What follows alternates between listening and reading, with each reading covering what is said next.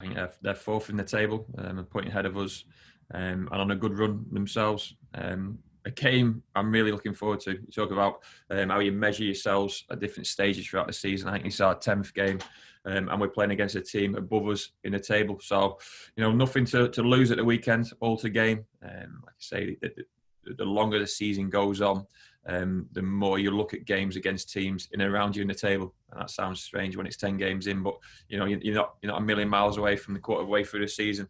It's a game we want to win. It's a game we're capable of winning. We've got full respect for Carlisle, but a game the players are prepared for. Carlisle United scored 2 goals inside the first 3 minutes against Morecambe on Tuesday, and you were worried about how City started the game against Orient. Is that something that you've really drilled into the players about how we have to be better when we start? Not really, no. We had the first chance in that game, and MJ shot against the keeper. That goes in, and everyone says we start the game better than the opposition.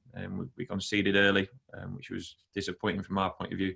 Opposition are allowed to score against us, but it's just happened too often where they've scored the first goal against us. So we were aware of Carlisle's start on Tuesday.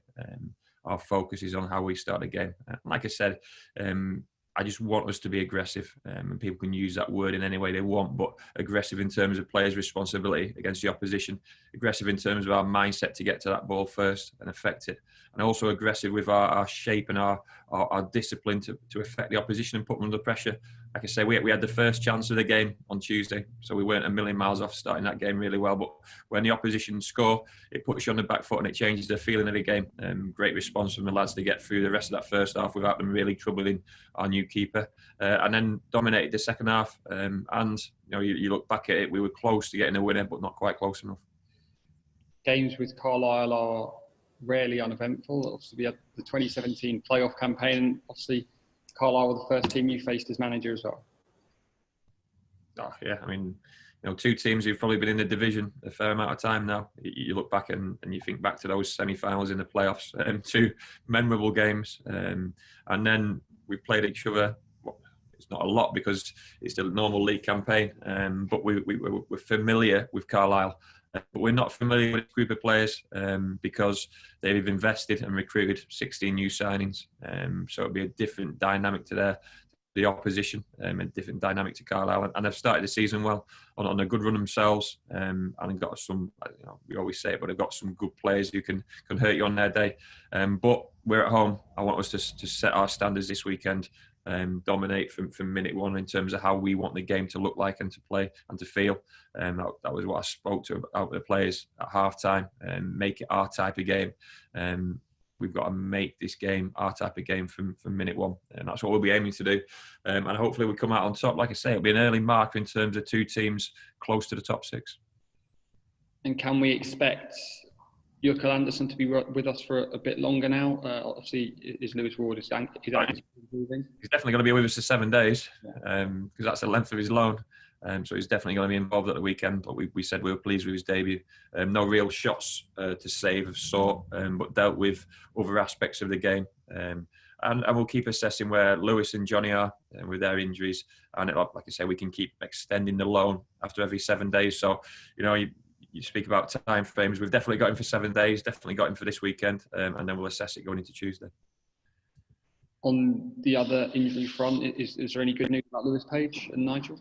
Look, Lewis Page's scan was better than expected.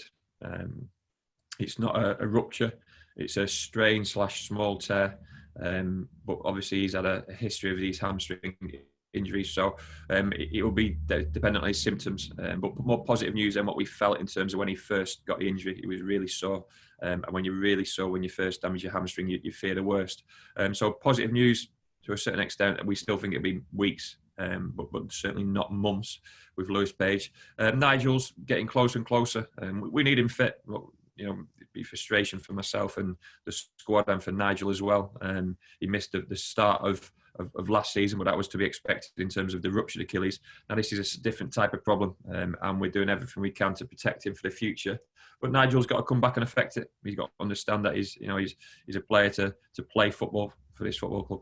It's as simple as that. All our players are, and as much as he's working hard in the gym, we need him back out there. So we'll be pleased when he comes and affects it. He'll need a bit of time because he's missed a significant chunk of matches and training now. But hopefully we've got to the bottom of this tendon problem and it won't keep reoccurring. And it was really good to see Rory McCardle back in the squad as well on Tuesday night.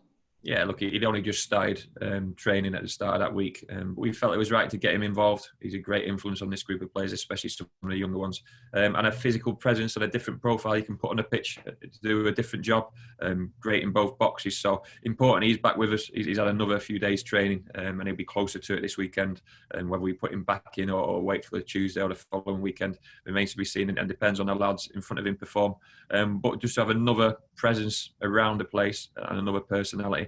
And also that was a bit of an unknown in terms of the injury. We didn't quite have a time scale, and similar to a lot of the injuries at the moment, we're just working off symptoms. So as a manager, you're kind of waiting for a physio to give you a green light in relation to some players, and we're pleased Rory's back with us. And finally, some good news as well that came through to do with the COVID tests. Yeah, all negative. Like I say, it was a difficult weekend for everyone, and I felt it was the right thing to do as manager to get everyone tested. And we've spoken at length how difficult it must have been for Scunthorpe, and for their games to be called off since then shows how difficult it was to control the virus within their ranks. Now, we played them at the weekend, and to receive a batch of negative tests, I must admit, when that message came through last night, I was pleasantly surprised, to be honest with you. But that's where we are at the moment. Like I said, I felt it was the right thing to do. Even if we had a couple of players who missed a weekend, it would have been the right thing to do because it settles everyone down and makes you aware that you can go and see your loved ones and the ones who people are looking after with clarity that you aren't carrying a virus at that time. And like I say, I think the right thing has been done in relation to Scunthorpe because their next 3 games have been cancelled, so they're protected as well. But we've got to make sure we keep protecting ourselves. It shows what we're doing in terms of the rules and regulations and all the steps we're taking to protect each other are working, and we've got to be mindful that we want to keep that going.